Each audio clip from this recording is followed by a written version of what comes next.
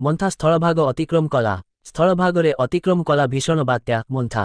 ଆନ୍ଧ୍ରପ୍ରଦେଶର ନରସାପୁର ନିକଟରେ ସ୍ଥଳଭାଗ ଛୁଇଁଲା। ଆନ୍ଧ୍ରପ୍ରଦେଶର କାକିନାଡ଼ାର ଦକ୍ଷିଣ ଦିଗରେ ରହିଛି ନରସାପୁର। ମଛଲିପାଟନମ ଓ ମଧ୍ୟରେ ଅତିକ୍ରମ କଲା। ରାତି 11:30ରୁ 12:30ରେ ଅତିକ୍ରମ କଲା ମନ୍ଥା। ଆଜି ସକାଳ ସୁଦ୍ଧା ବାତ୍ୟା ଭୀଷଣ ବାତ୍ୟା ରୂପରେ କାକିନାଡ଼ା ବିଶାଖାପାଟଣା ମଧ୍ୟରେ ମନ୍ଥା ସ୍ଥଳଭାଗ ଅତିକ୍ରମ। ଓଡ଼ିଶାରେ ମାଲକାନଗିରି କୋରାପୁଟ ସବୁଠାରୁ ଅଧିକ ପ୍ରଭାବିତ ହେବା ଆଶଙ୍କା। ଗଜପତି ରାୟଗଡ଼ା ନବରଙ୍ଗପୁର ଜିଲ୍ଲାରେ ଅତି ଭାରୀ ବର୍ଷା ପାଇଁ ଭୂସ୍ଖଳନ ଆକସ୍ମିକ ବନ୍ୟା ସମ୍ଭାବନା। ଓଡ଼ିଶାର ବାତ୍ୟା ଇତିହାସ।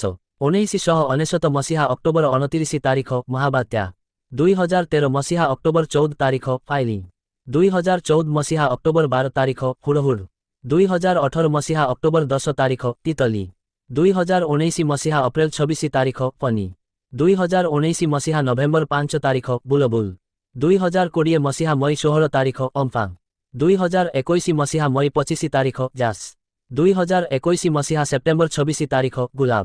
2021 ମସିହା ଡିସେମ୍ବର 5 ତାରିଖ ଜୱାଦ। 2022 ମସିହା ମଇ 6 ତାରିଖ ଅସାନି। 2024 ମସିହା ଅକ୍ଟୋବର 25 ତାରିଖ ଦାନା। 2025 ମସିହା ଅକ୍ଟୋବର 28 ତାରିଖ ମନ୍ଥା। ବାତ୍ୟା ପ୍ରସ୍ତୁତି ନେଇ ତଟରକ୍ଷୀ ବାହିନୀ ସହିତ ମଧ୍ୟ ଆଲୋଚନା ହୋଇଛି। ସମୁଦ୍ର ମଧ୍ୟରେ ରହିଯାଇ ଟ୍ରଲରଗୁଡ଼ିକୁ ସୁରକ୍ଷିତ ଭାବରେ ଆଣିବା ପାଇଁ ବ୍ୟବସ୍ଥା କରାଯାଇଛି। ବର୍ତ୍ତମାନ ସୁଦ୍ଧା ସର୍ବାଧିକ ପ୍ରଭାବିତ ଆଶଙ୍କା ଥିବା 8ଟି ଜିଲ୍ଲାରେ 140ଟି ଓଡ୍ରାଫ୍, ଡିଆର୍ଏଫ୍ ଓ ଅଗ୍ନିଶମ ବିଭାଗର ଦଳ ମୁତୟନ ହୋଇଛନ୍ତି। ସବୁ ଜିଲ୍ଲାରେ ବରିଷ୍ଠ ଅଧିକାରୀମାନଙ୍କୁ ବାତ୍ୟା ପରିଚାଳନାର ଦାୟିତ୍ୱ ଦିଆଯାଇଛି। ବାତ୍ୟା ପରବର୍ତ୍ତୀ ସମୟ ଯଦି ବିଦ୍ୟୁତ୍ ସେବାରେ ବ୍ୟାଘାତ ହୁଏ ତାହେଲେ 24 ଘଣ୍ଟା ମଧ୍ୟରେ ଏହାକୁ ପୁନଃ ସ୍ଥାପନା କରିବାକୁ ବ୍ୟବସ୍ଥା କରାଯାଇଛି। ମୟୂରଭଞ୍ଜ ଜିଲ୍ଲା କରଞ୍ଜିଆରୁ ବି ଦିବ୍ୟେନ୍ଦୁ ଶେଖର ଅଙ୍କ ରିପୋର୍ଟ।